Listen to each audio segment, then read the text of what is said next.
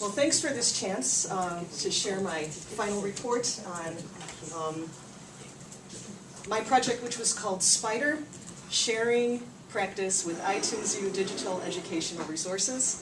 So it was the SPIDER Score Project Report, and I just decided to call it iTunes You and Me.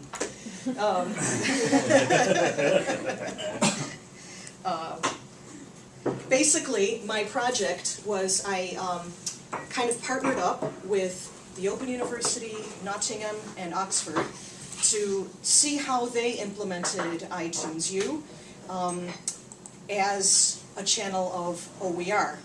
And even that is contested, which is covered in my presentation.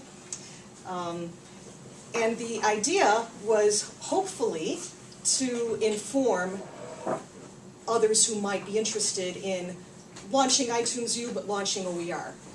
And especially, possibly, to help my own university to do the same. And the good news is we're 99% there now.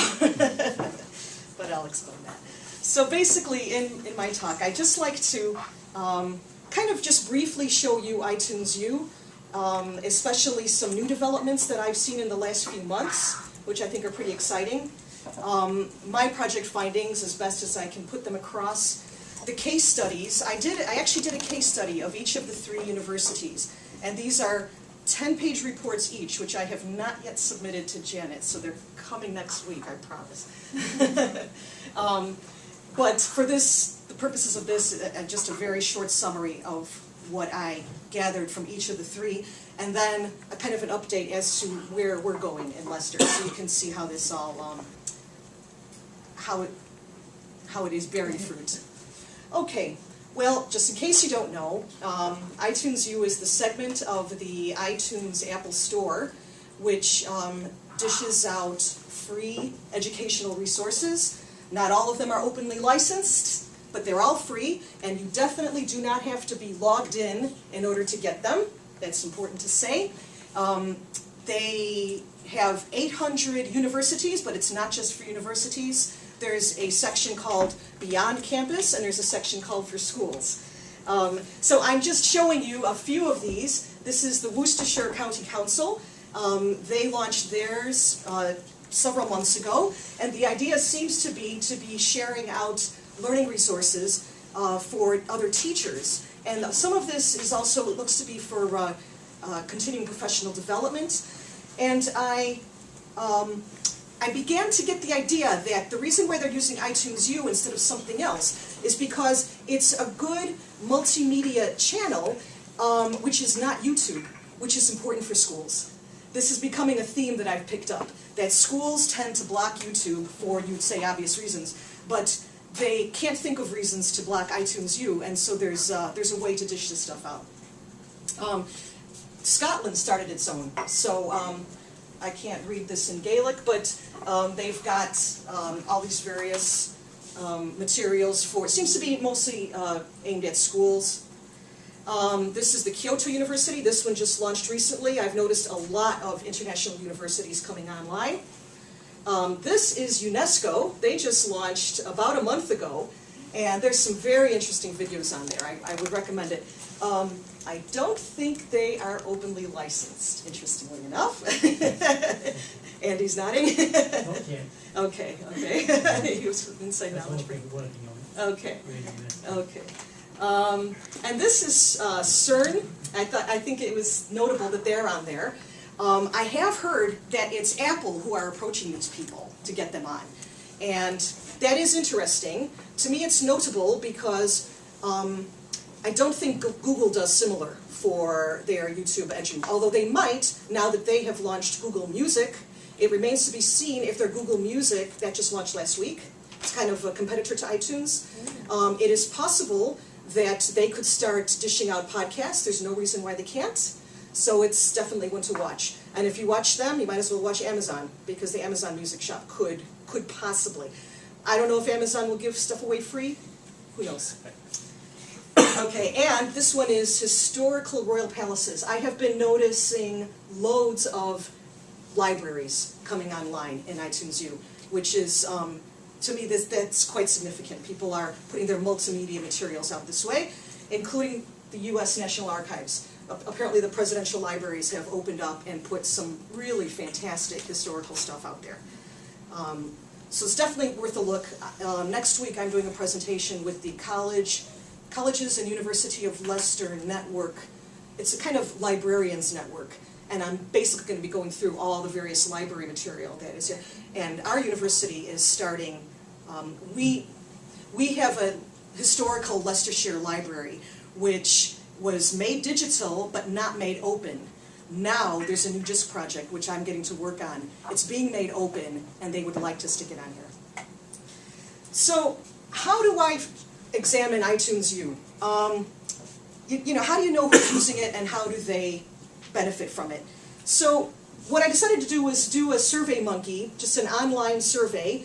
I advertised it as much as I could. I just said, please fill this in. It has to do with multimedia, free educational resources. I didn't say fill this in if you're an iTunes user. I didn't say any of that. I just said, please fill this in.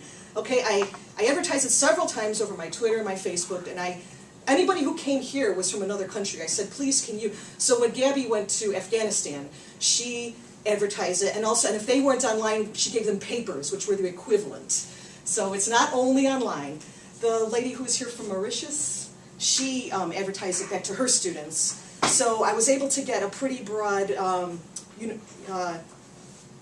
the world snapshot.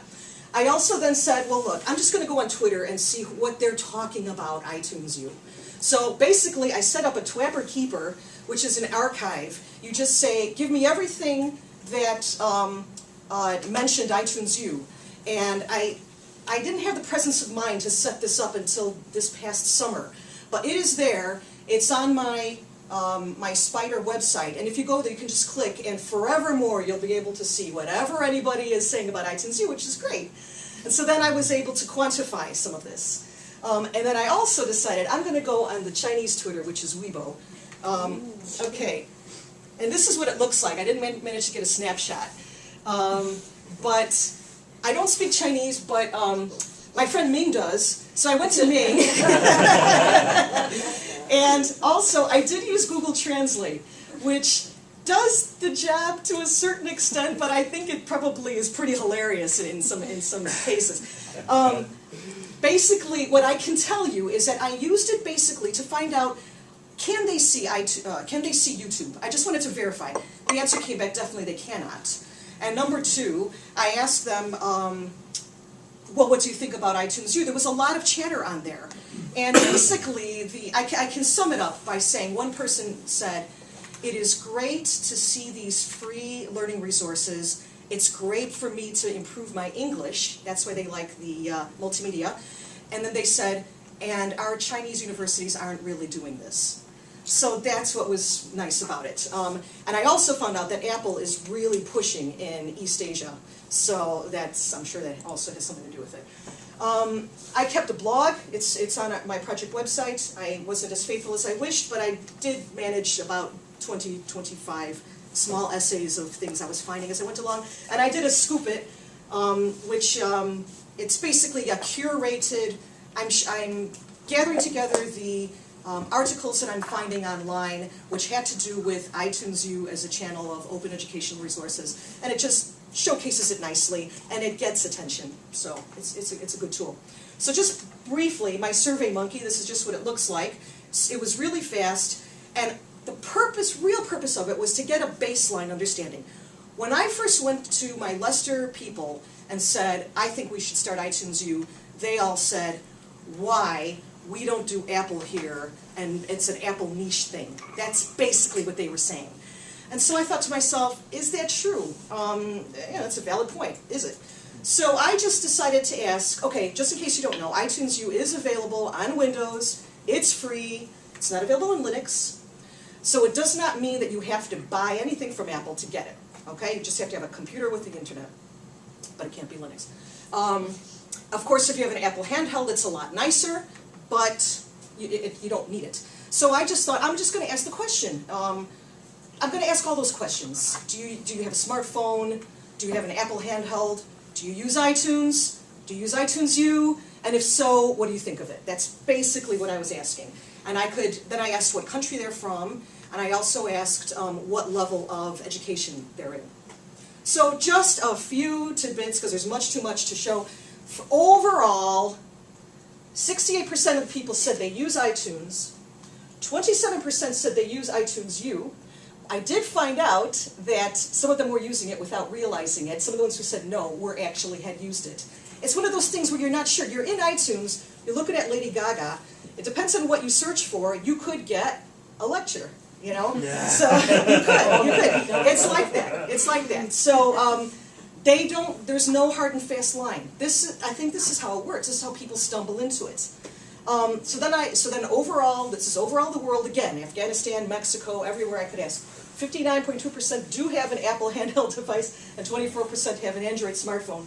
I asked about Android because Android, I thought it was kind of locked out of the iTunes U thing, but it's really not. There's a couple of utilities that you can download, and I've got some Android coming up, which will be interesting. Okay, so all countries, from any university, college, and secondary school, of these people, so these are maybe your prime target for, coming into the university, 74.7% use iTunes, 16.7% say they already use iTunes U, and some of them were using it, they just didn't know they were. To me, this is what I was looking for, because that means they're in the market, they're there. And that's what I just wanted to find out. And look at how many have an Apple handle. This is across the world. And 26.9% have an Android. And then I said, let's just look at Mauritius, okay? And so 55, look, more of them understand what they're doing. They're using iTunes U. That's a higher percentage. These did all happen to be university students, okay, as it turned out. And interestingly, the exact same percentage have an Apple handheld device, but also Android. Then I thought, okay, here's some Mauritius quotes. I said, what are you using it for? So, some things, and one of them said, the Open University 1-minute cartoons. So, they had already seen those. I just thought, do Android users, are they locked out? Well, look at this. 72.9% of Android phone users do use that. That's the highest number I found. 35% do use iTunes U, and 64% have an Apple handle anyway. So it just shows you that, we're not sure what's going on out there. People have these things. I mean, you don't need an iPhone or an iPad to get on to do. You could just have a simple iPod and have some recordings on there and just be listening to it when you're running in the park, So, okay. So that answers some of the openness things which I had in the back of my head. Now, why is it a disputed channel of OER? Because clearly only a small percentage of the materials on there are definitely licensed for reuse. Now, I found Oxford, Glamorgan, Yale, MIT, UC Irvine, and one or two others which I couldn't remember when I was making the slide. And it is sometimes hard to find what their licensing is. And this is basically the sentence. This is, somebody commented thus on the my SurveyMonkey. It's a locked system, I will therefore never use it. So what does he mean by locked system? I think what he thinks is that it's Apple only. But I don't believe that's true. But I'm going to take these things in turns. So, oops. I found out that this proves me, so. This is the definition I was looking for. OER Commons definition of OER does not necessarily talk about the licensing, because it says this word may. That's what I look at. Now, the Hewlett does, because they talk about public domain, which technically speaking, that implies some sort of a copyright issue. So I would say that, by this sort of definition of OER, yeah, it's not really you really can't say that iTunes U as a whole is OER, but a segment is. And just pointing out that not everyone is quite so strict in their definition of OER. And this JISC CETAS paper, the team referred to iTunes U as an OER channel, so I'm not alone in thinking that it probably is. The recent JISC impact study talked about beyond text OER. Beyond text OER are multimedia and the sort of things that Paul has just been showing. Now those things have a special value in the world of OER because they're hard to make. And what the JISC impact study was kind of saying was that people are taking these things and they're not repurposing them. They're just using them as is because they're hard to make. And so therefore, I would say it's open enough. Because mainly, you're going to use it as is. And you're probably just going to link from it, and so you don't need to rejig it. And then I'm going to say, if iTunes is a closed system, then so are PDFs. Because you have to download the Adobe Reader in order to read it, and that's not a browser. So similarly, you have to download the iTunes free software in order to see these things. But you have to do the same thing with an Adobe Reader. So that's what I'm saying. Linux is a problem.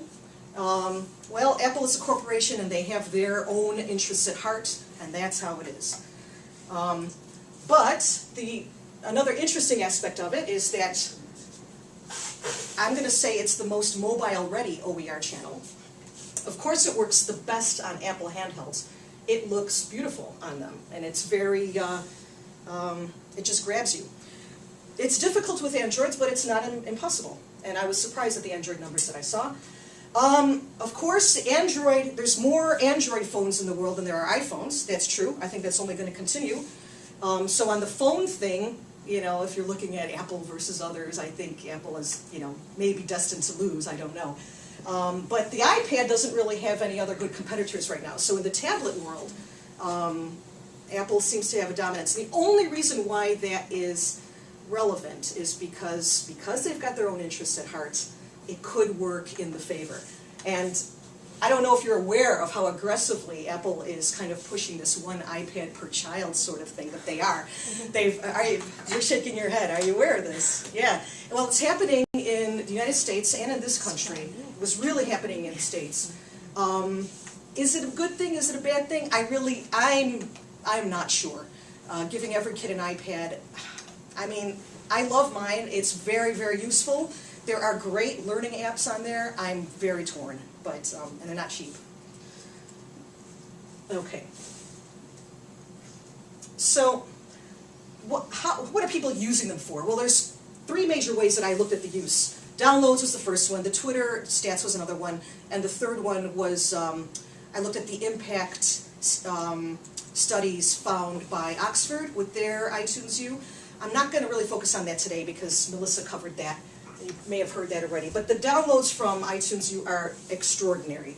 The Open University is now tied with Stanford as in the #1 place. It might have gone ahead of Stanford, the most ever. You have to be careful with these numbers, as Andrew Law will always say, because these are downloads of individual things. They're not IP hits. Okay? When you go to iTunes, you might say, yes, subscribe me to the basics of Shakespeare. Then every time you launch your iTunes, it's going to give you the new ones, and those count as downloads. Even though you did not exactly choose, you kind of did, because you said subscribe me, but do you see what I'm saying? So I will not say these numbers are inflated, and Andrew Law will not say these numbers are inflated, but they're high, and you kind of have to understand why they're high. Okay? Anyway, this is from the OU's website. You can see these kind of numbers before. This was only up until March of this year. They've got more current numbers on there, but it shows you what countries are accessing them. And if you can't see, because it's not that great, but you've got United States, United Kingdom, Canada, and China. Australia, Germany, Japan, I can't even read the rest of them. Yes. France, Netherlands, Spain, and then the rest of the world, which is very interesting that that's so huge. I looked at the Oxford set of statistics like this, and this was China, specifically. So, very interesting. Okay. This is from my Twitter stats. From these dates, I captured all the tweets in which they were talking about iTunes U, and I categorized them. Just the ones that were in English. And I saw that some people said they use them to teach, yes, and that turns out to be 6%. Using them for themselves was an important category, just learning for yourself.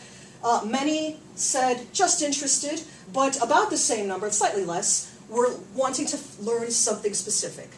Were these casual learners? Are these enrolled students? It wasn't clear from the tweets.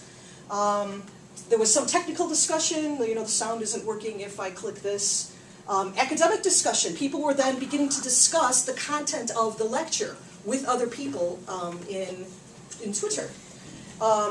Just positive, I love iTunes U. That was the highest number. It was so funny how people just, I love this stuff. This is so great. I think it was, it's kind of edutainment. It's enjoyable. These were some just people talking about, is it OER? And then one person said, this sound is lousy. Okay, so then I started looking at some themes within Twitter, and I did see that well, I'm assuming they're students, people who are listening to these things like a series. They like a whole class's worth, a whole module's worth of stuff, which kind of negates the idea of the tasters, which a lot of us are doing, probably Lester included. They like it when the whole set is out there. Also, people really talked about being addictive. My life is now complete. They need a hobby. Yeah. That is their hobby. Yeah. It's amazing. A lot of people are just saying, I've just discovered it, and I think that's an issue. I decided to go and check out what the languages were, and I had to use Google Translate for this. Now this is a different set of dates, from the 31st to the 7th of September. So these are your languages where they were talking about it. So obviously I got more discussion in Chinese on Weibo. Okay, so that's use. What about reuse? Well, I did see definite evidence of use in teaching, and I'm just quoting here some of the comments, the kind of use. Basically, they're using it unadapted right in class. I also found, boy, look at this. Pick a lecture that matches up with my class content and have students take notes. So they're just playing it in class and making the students take notes. That's kind of lazy, but anyway. What was interesting was I'm pretty sure these were this was high school, and since what they were pulling off, I'm sure were university level. So that's a very interesting thing, and that's also something Melissa Heighton found at Oxford, was that high schoolers are making use of these university level lectures. And I think that's significant, because also the ones which get downloaded a lot happen to be the ones that match up with whoever's national curriculum. So that's also an interesting point. Just a tip, and it is possible, I just thought I'd throw this in here, in case you do want to make use of iTunes stuff in your class or whatever, all you have to do is you right-click on it and then you say copy link. And that copies the link, and you can stick it in your VLE or whatever. Yes, if the student clicks on it, then they'll say, you have to have iTunes in order to play this, would you like to download it now? And of course, if you've got your own computer, it's perfectly fine. But I assume that this works nicely if you click on it in a smartphone. I have to try that, actually. Is it possible to edit iTunes stuff? Yes, it is. And I am trying to, I've got one, I haven't posted on my site yet. On my Spider site, I am going to be posting a set of simple help sheets how to adjust iTunes U material, so that in case you want to put your own, if it's CC licensed, yes, you then can add your own stuff or put your own branding or your name or something like that. Basically, it's pretty simple. I don't know if you could do it on Windows, but presumably if you just change the format, you could just open a video in iMovie, which is like the Mac equivalent of Movie Maker. Very simple to use, and then you can just add a logo or change something, so it's not impossible. I had to do a quick comparison between iTunes U and YouTube. There's kind of a lot here. I thought that YouTube was better in terms of the CC licensing. It's really not. When it first started, I swear, you could search on CC licensing. Now, I tried this about a month ago, and I couldn't. I don't know, they've hidden it or something. What's this on YouTube? Yes, YouTube, yes. So if you post now, you can say, yes, I want this to be CC, okay? But no one coming in can search and say, show me all the CC. Well, unless you go to Remix, and then you're presenting with all the CC. I think you're right, you have to use that thing, yeah. Okay, so that's the answer. I was just doing it as a quick, let me see all the CC now, I don't want to do remix, so, yeah, that's right. So, but I'm sure it was a little bit more open when they first did it. Yeah. I could be wrong. In iTunes, you have to be creative. You have to, so Oxford they just stuck the CC on their album covers, and I think that's the way to do it. Just be explicit about it. So I've put everything else here. YouTube is definitely banned in a lot of countries because it's sharing, but they see it, I guess, as education material. Schools don't like YouTube. A lot of unis don't like iTunes U. Okay, but I thought this quote was pretty good. A Leicester student actually said this to me yesterday, and I had to put this up here.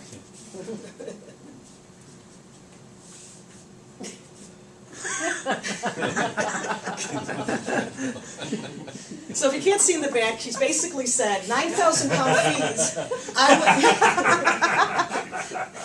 for £9,000 fees, I want to know what I'm going to be getting, so I want to see these lectures. So I'm passing this on to my marketing people. And also, YouTube, that's where you go for kittens on a treadmill. And she said, yeah, it's rubbish. She said, I didn't even think of possibly looking for university stuff on YouTube. But there's lots there, actually. There's a lot of good stuff there.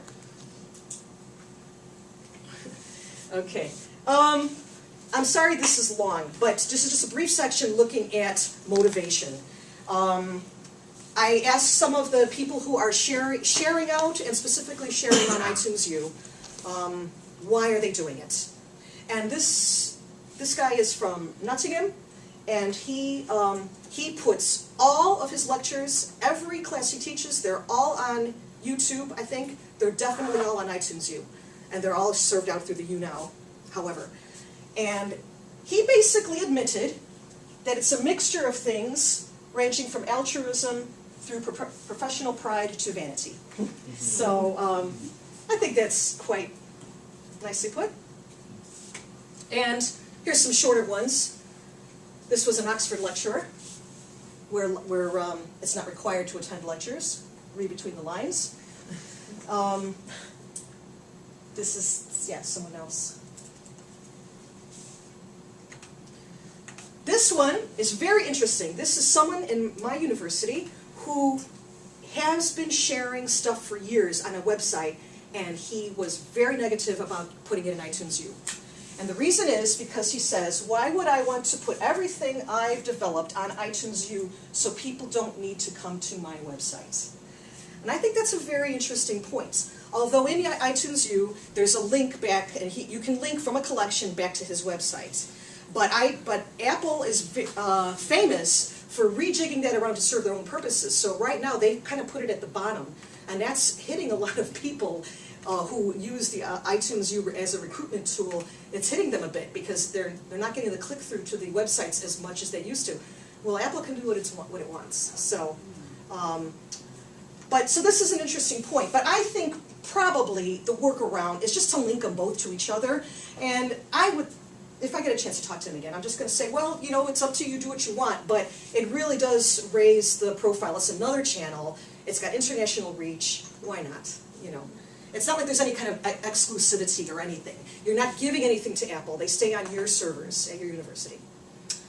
Now, for the marketing types, this is what Martin Bean said, and this is what I've used in my arguments to my people at Leicester. And he said it's the great learning material that brings the registrations. In other words, you make all these flashy marketing things, just put out some really good lectures, and that gets people interested.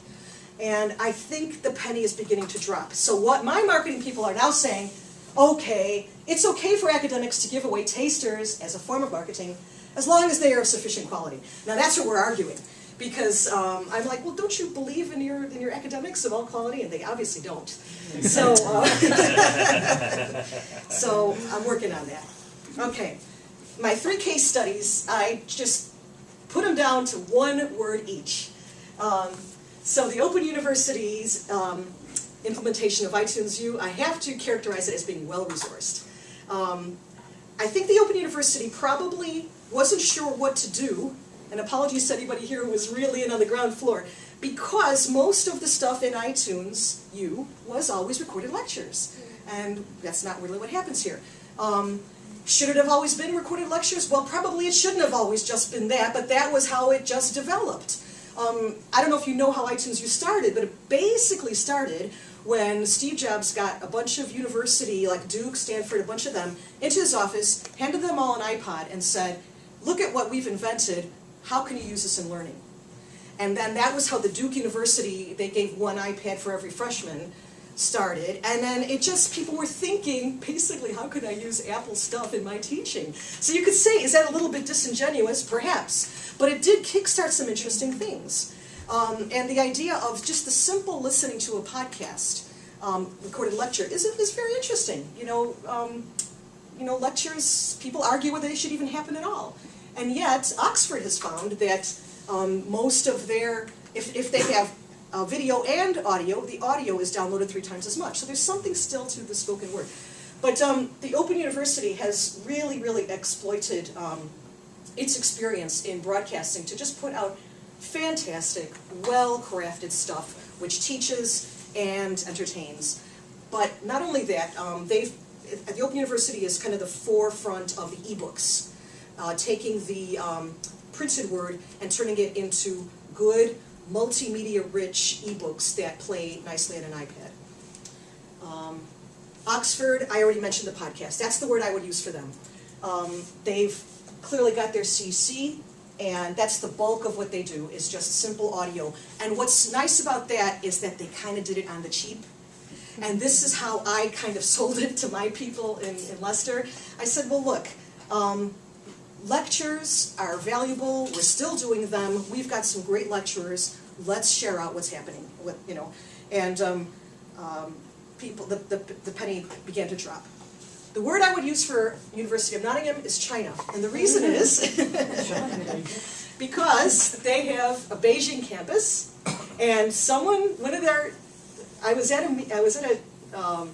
an Apple Leadership Summit thing a year ago, and somebody not from the YouNow team came up to me and said, do you know the real reason why Nottingham got into iTunes U? It's because they couldn't get their stuff through YouTube to their Chinese campus. So they've got a Malaysian campus and a Chinese campus, so they had to go with iTunes. So that's just an interesting thing. But they've got that campus right there in Beijing. It makes sense. YouNow is a great resource. So iTunes U is only one of their many OER channels, and they are powering ahead with it. They don't have quite the number of downloads everyone else has. I think they just announced about 800,000 since they launched, which is just over a year ago. That's actually still pretty good if you compare it to any website. And their marketing people are pleased as punch, so they're happy with it. So how about Leicester? Well, finally had a meeting last week, and the end of it was, go forth and make multimedia OER especially appropriate for prospective students. Thus saith my marketing director. Now, he did not say iTunes U. He's still a little hesitant. So, and here's Grania, my new boss. She was Skyping in from Paris, from the UNESCO conference in Paris. And so she was saying, we are not going to do it without doing iTunes U. But she wasn't physically present, so nobody really got that. But basically, the bottom line is that the ball's in our court, and we are gonna do iTunes U. We just are. So what I took from this is start building it. Just start building it. And so from what I found from the 3 different universities I've been speaking to, I think I know how to do it now. I don't want to do it where it's exclusively iTunes. I'm going to have these RSS feeds on the websites as well. That's good practice. So you don't have to even download iTunes if you don't want it. And once that server is set up, and the RSS is happening, there is no reason why the RSS just can't talk to Apple and say, yes, let these come through your channel as well. It is simply an additional channel. I've also found out through my pounding the pavement, which is what I had to do. I just had to go around and talk to academics. Would you be interested in putting out some of your materials freely? And I used iTunes U when I spoke to them, and that got their creative juices flowing. That got them interested. I mean, the Mats guy said, yeah, that'll give us street cred. So, you know, that got them going. My marketing guy didn't quite see it that way, but it did get the academics interested, except for that one I showed you. And I found out that our audiovisual department is abundantly ready to be doing audio lectures. They're wondering why not more people are doing it. And I think it's because we have a kind of structural issue at my university. We don't have a central teaching and learning committee. And so it has been hard. That's why I've had to kind of go around and knock on doors. But through doing that, I found what people are doing and what we can do. I'm not sure if you know what Adobe Presenter is, but it's one of those online where it ends up looking like a narrated PowerPoint presentation, but you have to be connected to the internet at the time. Well, a lot of our people are doing that, so I figured out a way to take those, and you just use one of these two. You have to have Mac. I think you could do it on Windows as well, a little more expensively. These are cheap, and you just by letting that run, it's like a screen capture while the Adobe Presenter is running. It saves it as an MP4 or a .mov of good enough quality that my steering group said, yes, these are suitable for iTunes U or whatever other channel we do. So those two things showed me that even though we don't have this very well-resourced central teaching and learning technology group, we've got enough stuff happening that probably with me running around and grabbing the stuff and just putting the lesser logo on, we can definitely launch. So my conclusion is, yes, iTunes U did not intend to be OER, but it did intend to be free, and so people are turning it into OER, and that's a good thing. We will, if and when we launch. Yes, partnering with a corporation has its negatives, but with the corporation you get a unique sustainability. They're not asking for donations. It still seems to be going by the rate at which they are inviting new people like UNESCO and CERN into the party. You get the impression that this has got a strong future. So that's my presentation.